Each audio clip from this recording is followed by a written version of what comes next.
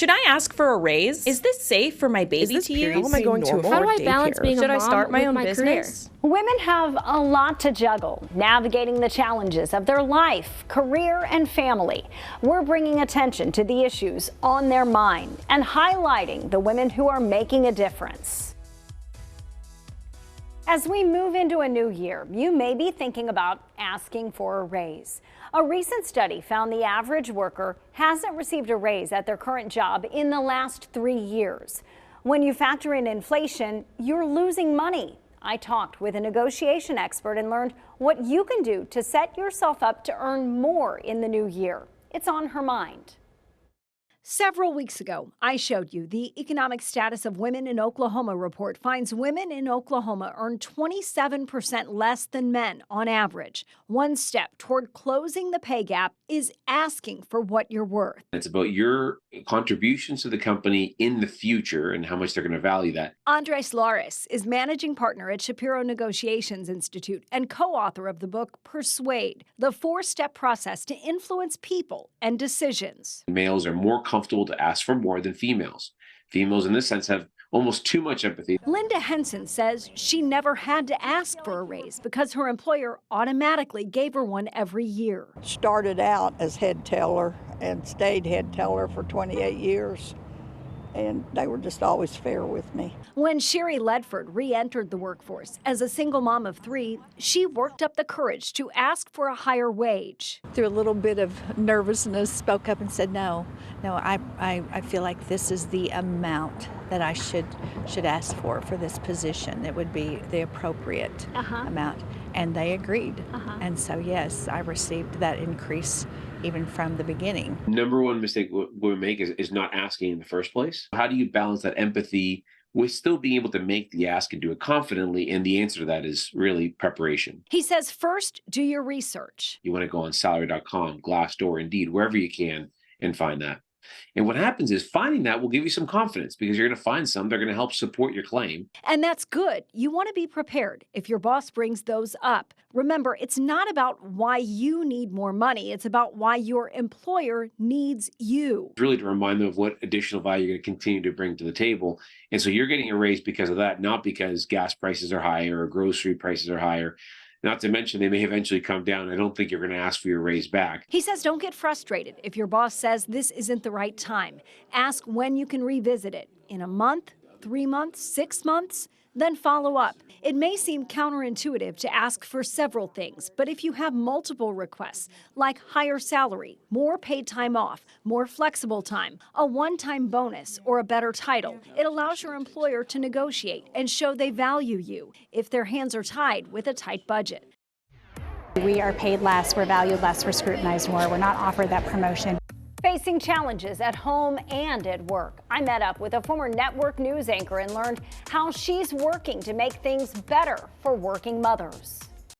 It sucks because I love waking up and going to work, and I get the thrill of breaking news or on the anchor desk. Like I love it in the moment, but when I go home and I look at my bank account or my checks, I'm like, I'm doing something wrong in life. Sometimes you're like, am I making the right choice? Like, did I wait too long? Like, there's always those things. Or you think about fertility issues and did I wait so long and then I'm gonna not be able to have kids or something? Like, I literally think about those things all the time. As a working mom, I've often felt like I could be doing more at work and at the same time like I'm missing important stuff at home. Former network news anchor, now author, podcaster, and business owner Paula Faris says our society devalues mothers. I've read both of her books, and when she came to Oklahoma this fall, I wasn't going to miss the chance to talk with her. It's on her mind. Paula Faris spent 25 years in broadcasting, then lost her job at ABC News at the start of the pandemic. It would have been safe to find another TV news job, but she knew the struggles she faced as a working mom and made it her mission to make things better. In 2022, she founded Carey Media.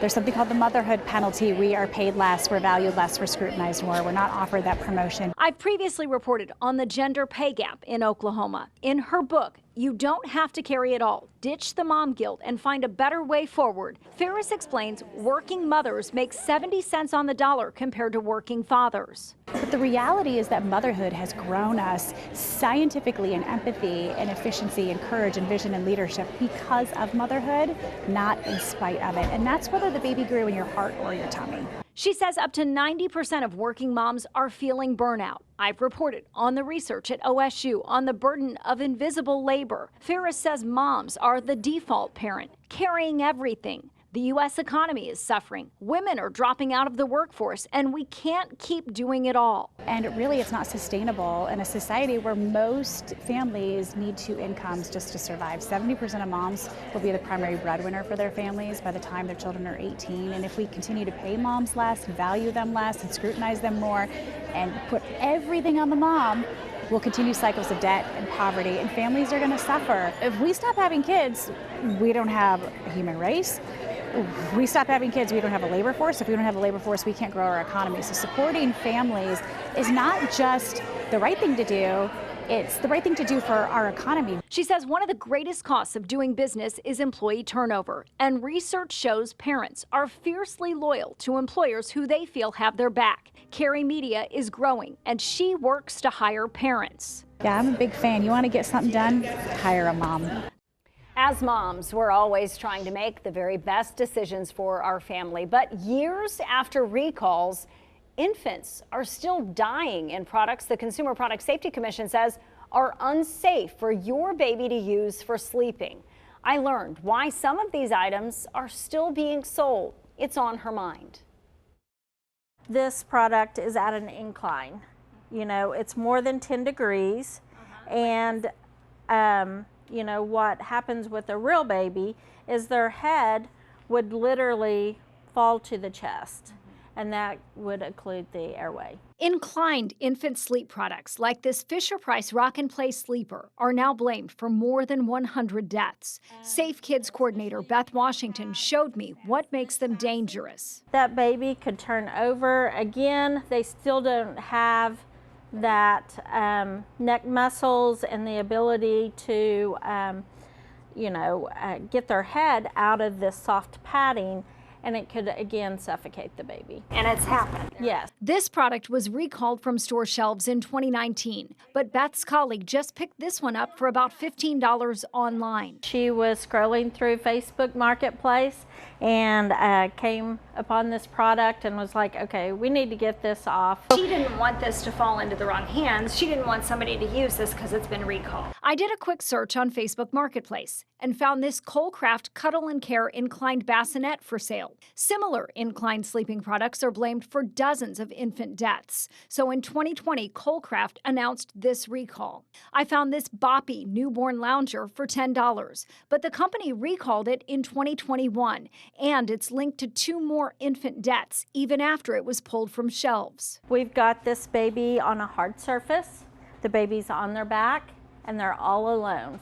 We don't want any other products, no stuffed animals, no pillows, no blankets. Beth showed us the safest way for your baby to sleep, either in a crib or a pack and play. Your baby should always be placed on their back. Yet I found this infant side sleep positioner for sale on Facebook Marketplace. Here's another product I found on Facebook Marketplace, the Snuggle Me. Online, the company says never to use it for sleep, but in the post, the woman says her baby slept wonders in it. Babies sleep all the time, so you may put, even though the company may not market it as a sleep device, what do you think your baby's going to do? They're going to sleep in it. Federal lawmakers sent Mark Zuckerberg a letter urging his company Meta to do more to prevent the sale of recalled infant products on Facebook Marketplace. Safe Kids says before you buy something, search cpsc.gov/recalls.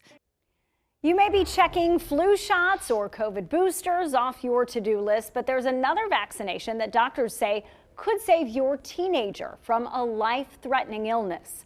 One mom who lost her son tells me wondering if a shot could have saved his life is something that's always on her mind. Teenagers and young adults are at higher risk. Pediatrician and GSK Medical Director of Vaccines, Dr. Diana Clements, tells me living in close quarters like these dorms at TU puts college kids at risk for meningitis B. 1 in 10 die, and of those who survive, 1 in 5 has lifelong complications. In 2019, we introduced you to Jamie Schanbaum when she visited Tulsa and talked about how meningitis B caused her to lose her fingers and both legs as a college student. His symptoms presented itself as a headache and just sinus pressure and just a normal cold is what we thought. And then how did you know it was more serious? So Keegan, as most teenagers do, stay on their telephones, and he was not. So I knew just from that he was extremely sick. Allison tells me within days, meningitis B took the life of her otherwise healthy and athletic 17-year-old son, Keegan. On February 5th, he was pronounced brain dead. We had never even heard about meningitis B, so we had no clue. The CDC recommends all teens get vaccinated, but Dr. Clements says only 3 out of every 10 17-year-olds has received 1 dose of the meningitis B vaccine. And it's something parents should talk with the pediatrician about. Bring it up, ask questions, decide together with your doctor if this vaccination is right for your child. GSK has this tool online tracking meningitis B outbreaks on campus. The closest one to Tulsa was at Missouri University of Science and Technology in Rolla, about 4 hours away. Allison just wants other parents to be aware. Hug their babies and then go ask questions. Talk to their pediatricians, bring up those hard questions, ask them. It's okay to ask. It's okay to question. Allison started a nonprofit providing scholarships in Keegan's memory. He lives on as an organ donor. A lot of times they don't understand. Women, we're stuck. If we don't have a tampon or a pad. It's a problem that's keeping girls out of the classroom. I found out how a nonprofit in Tulsa is making sure young women have access to period products so they don't have to miss class. I walked to my car with my keys in my hand, and none of my male friends have ever done that. And they've looked at me and they've gone, well, what are you doing? And I'm like, well, what if someone comes? And it's so funny to me, the gap between that, because most guys don't understand that that's even a concern. It's horrible. You're constantly scared. You don't know who is going to be your next enemy or who is going to hurt you. There are some things about being a woman that most men just can't really understand, like feeling unsafe at night. Another challenge happens once a month. Right now, as many as 1 in 4 girls misses school because they don't have products to take care of their period. I found out how a new nonprofit in Tulsa is working to make sure young women have access to what they need so they don't miss time in the classroom. It's on her mind. I've had students come in and say, you know, I didn't come to school because I didn't have any sanitary napkins. Mildred Williams is a high school social worker. She says before she started working with Tulsa Period Pantry, girls were missing school. If you think of that as a period as a monthly occurrence, they're not just missing one time, they're missing multiple times until their financial situation changes. Cassie Celestine launched the nonprofit Tulsa Period Pantry in February. She started coordinating with school counselors and nurses who in some cases were buying pads and tampons with their own money. Cassie says 1 in 4 girls resorts to using things like paper towels, toilet paper, or plastic bags because they don't have access to period products. A lot of times they don't understand. Women, we're stuck. If we don't have a tampon or a pad, we're stuck in the bathroom. We can't move, we can't get out, because if we do, we'll get embarrassed. It's something that women have to worry about that men have no idea. No idea. It's so embarrassing, you know, to stand up and then be told, oh, it's something all on the back of your pants. We work with our partners to make sure that they're in the bathrooms. That takes away that access, any kind of nervousness or concern of having to ask somebody for their needs. It's just there when they need it, and it allows them to take anything that they need with them for home as well. I've had students tell me, you know, my mom only had enough money to pay for groceries. We are definitely supplying period products to students so that they can stay in school, but we also want to start talking about periods, like having a generation of girls who are talking with their friends and and their moms talking to them. Let's have some conversations about it and make it a little less taboo. I really think that is going to change some of the period poverty as well. At the end of last year, Mildred bought this card to let Cassie know the difference Tulsa Period Pantry is making. And they were so grateful. They signed the card. We didn't have any more room on the card. Hearing from the students in that way was so precious to us, to know that they really are being impacted. We first told you about Tulsa Period Pantry in July. They're now in 12 more schools, making a total of 38, including TPS,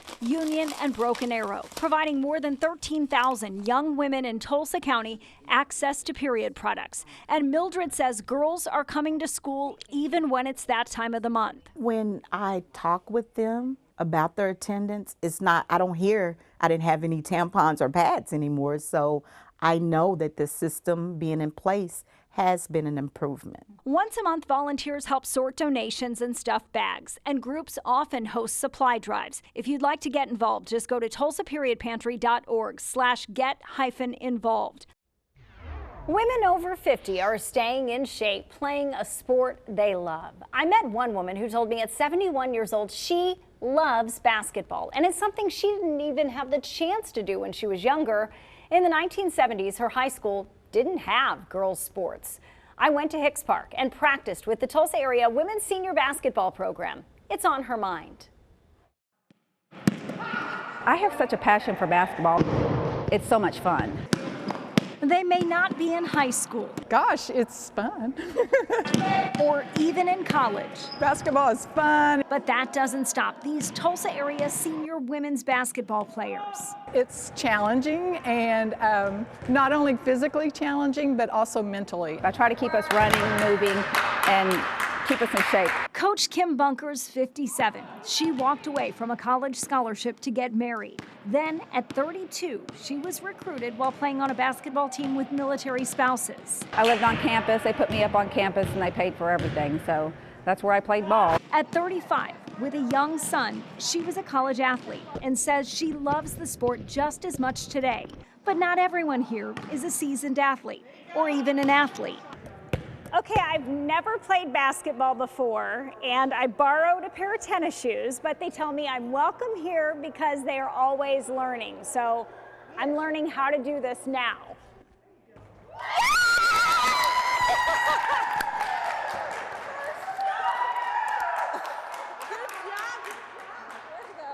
Just to try to remember where we should be on the court or find an open spot. We're always having to think and look. And then defense is really challenging too. Angela Swift is 67 and played from 4th to 8th grade. She came back to basketball when she retired in 2019. There are risks. I'll not deny that. We've had some injuries and things, but to me, what I've found is the friendships and socialization. For me right now, it's amazing. It's amazing. 71-year-old Jill Kreitz had never played organized sports. She says 53 years ago, her high school didn't offer girls' sports. She joined Tulsa Women's Senior Basketball League 2 years ago during COVID to fight loneliness. She plays up to 4 days a week. It's just been great the way it's grown and the friendships and the people that have joined us. Nationals were just coming up to go to Florida, and I was like, oh, well, no, I can't do that, you know. And so they're like, yeah, you are. You're going to do that. And I was like, all right. So we went to Florida for our nationals 2 years ago. Camaraderie, we have fun together. You know, we room together whenever we're in the hotels. We don't all get our separate room because why do that when we're all going to end up in one room anyway? Angela says her friends may have thought she was nuts at first, but now they're impressed, and so is her doctor. I just had a bone density scan. It shows improvement from 2 years ago. And that one showed improvement from the 2 years before that. They all tell me it took about a year of consistent practice to feel confident on the court. I can tell you, I was only out there a few minutes and I was winded, but it was such a fun way to get exercise. They're always looking for more women, 50 and older, to play half-court 3-on-3. Just bring a basketball and show up at Hicks Park, Tuesday night from 5:30 to 7:30 or Friday morning from 10 to noon. It's free. They play at state and national senior games and other tournaments, but you can just show up and practice if you're not ready to travel and compete. I can tell you they're really welcoming and it's no pressure. We've got a link to their Facebook page in this story on fox23.com. While we've explored a lot of heavy issues on the minds of women, here are some of the things the women of Fox 23 told us makes them happy. I know that no matter what, they don't know the struggles I'm dealing with or how I'm gonna feed them. They just know they're gonna be fed and they're happy. The PlayStation's on, that's all they care about. Miss Rachel is on YouTube, and they're happy. I don't know, there's just something special about it. That you get to tell someone's story in a creative way, and they get to see it later on with their family and text you, oh my God, that was a great story. It's just, there's nothing like that feeling. I hope that people see like value and like see value in people who are doing the jobs. Now I'm like, okay, I'm seeing more women come into the field, and it brings me more confidence, like, okay, we're out here conquering and we're doing stuff and showing men that we can do just what they're doing too. Anyone that's in this business is not in it for the money. You're in it because you love it or you're passionate about it. I'm continuing to uncover the issues impacting women in our state. You can find more on Her Mind Stories on Fox23.com and on the free Fox 23 News app. We'd love to hear from you. Tell us what's on your mind. Email me at onhermind@fox23.com. I'm Michelle Lynn. Thanks so much for watching.